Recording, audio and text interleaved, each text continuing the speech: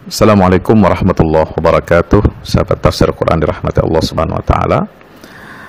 Alhamdulillah, pagi ini sapa pagi kita insyaallah akan mengkaji, melanjutkan tentang nilai-nilai parenting dalam keluarga untuk mewujudkan keluarga yang sakinah, mawaddah, warahmah, dan dapat kita mewujudkan visi ya, masuk surga sekeluarga. Nah, ini penting ya. Setelah pilar yang pertama dari keluarga itu, keluarga yang soleh adalah memiliki kekokohan iman, kekokohan akidah ya. Maka yang kedua adalah ya, visi keluarga yang baik, membentuk karakter anak yang baik adalah kekokohan dalam segi ekonomi. Iya, ekonomi. Karena setiap manusia membutuhkan makan, minum, pakaian, tempat tinggal, kendaraan, dan sebagainya, hingga pengembangan diri. Ya, soft skill. Untuk memenuhi semua itu tentu saja diperlukan ya, dana dalam jumlah yang cukup. Dan harus kita dapat, kita raih dengan cara yang halal. Karena itulah setiap keluarga, khususnya ayah atau suami, harus mampu mengembangkan keluarganya, memiliki kemandirian di bidang ekonomi. Subhanallah. Sahabat tafsir Quran dirahmati Allah Subhanahu wa taala. Ada satu ayat yang menarik ini, menarik perhatian saya, yaitu surat Al-Mu'minun ayat 51. Ya, setelah Allah bercerita tentang Nabi Musa alaihi salam dan Fir'aun. Setelah berkisah tentang teladan Maryam dan putranya Isa ibnu Maryam. Ya, dan setelah ayat itu menyatakan tentang umat ini adalah umat yang satu, subhanallah. Itu ayat 51 ini berbunyi, yaitu firman Allah Subhanahu wa taala, ya ayyuhar rusulu kulu minat thayyibati wa'malu shalihan inni bima ta'maluna alim. Wahai para rasul, makanlah kalian semua dari apa saja, harta-harta, makanan-makanan yang thayyib, yang baik-baik ya, baik jenisnya, baik cara mendapatkannya, baik ragamnya ya, baik dari semua aspeknya ya, tidak menjijikkan, bukan suatu jenis yang haram, bukan dari profesi yang haram, dari cara mendapatkan harta yang haram, tidak. Kulu minat thayyibat, makanlah sekalian semua ini dari semua perkara yang baik-baik, yang thayyib ya, wa'malu shalihan, dan bekerjalah, berbuatlah ya, amal yang saleh. Inni ma ta'maluna alim, sungguhnya aku maha mengetahui apa yang kalian kerjakan. Subhanallah. Jadi perintah Allah ya, bahkan di ayat-ayat yang lain tentang perintah untuk makan dari makanan halalan thayyibah ya, itu selalu diungkapkan oleh Allah Subhanahu wa taala.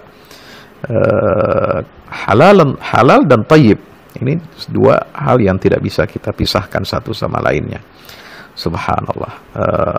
Saudaraku, sahabat-sahabat tafsir Quran yang dirahmati Allah Subhanahu wa taala, maka itu kita perlu memiliki kemandirian ya. Kemandirian apa?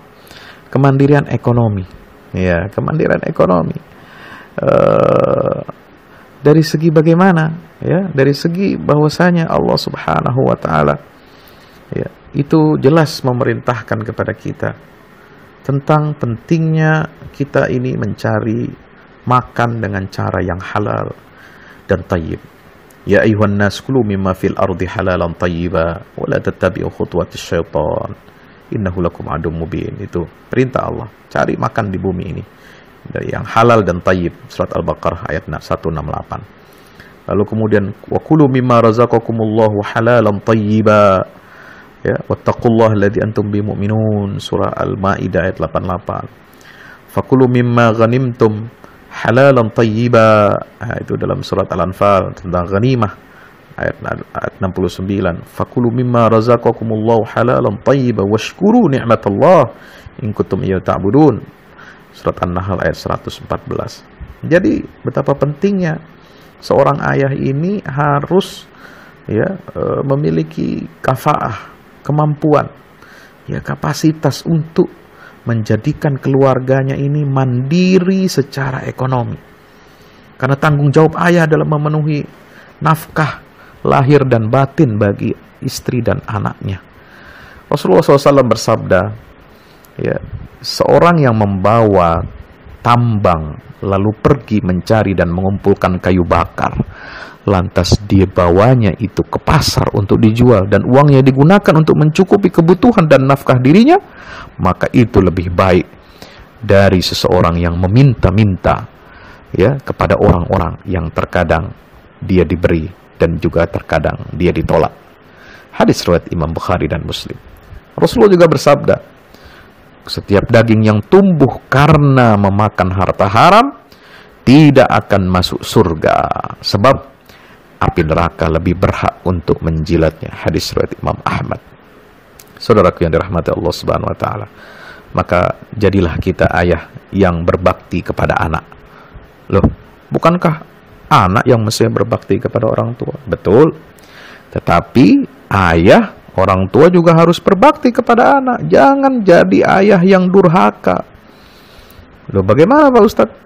Kok bisa jadi ayah durhaka? Iya, ketika Anda memberi nafkah yang haram, harta yang tidak halal, harta yang tidak thayyib, lalu diberikan kepada anak, istri, saudara, maka Anda menjadi orang tua yang durhaka.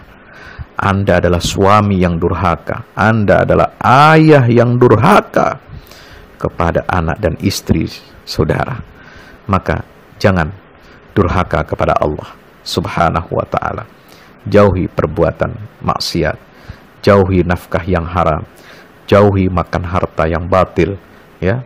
Supaya apa? Supaya kita nanti berkumpul di dalam surga Allah Subhanahu wa ta'ala. Kita merindukan doanya para malaikat sebagaimana terekam dalam surat Ghafir ayat 8. Rabbana wa adkhilhum jannati adnin allati wa'adtahum wa man salaha min abaihim wa azwajihim wa dzurriyyatihim. Ya, innaka antal azizul hakim. Ya Tuhan kami, masukkan mereka. Ya, ini doa malaikat. Masukkanlah mereka ini ke dalam surga Adan yang telah Engkau janjikan kepada mereka, dan orang-orang yang soleh. Ingat yang soleh, ya. Wa'malu salihah tadi. Wa'malu salihah. Ya ayyuhar rusul kulu minat thayyibat wa'malu salihah. Ya, jadi kesalehan itu harus dari apa? Makan makanan harta yang halal. Halal, thayyib, profesi yang halal, pekerjaan yang halal. Orang-orang saleh di antara bapak-bapak mereka, istri-istri mereka, dan keturunan mereka semua. Sungguh Engkau maha perkasa lagi maha bijaksana. Subhanallah.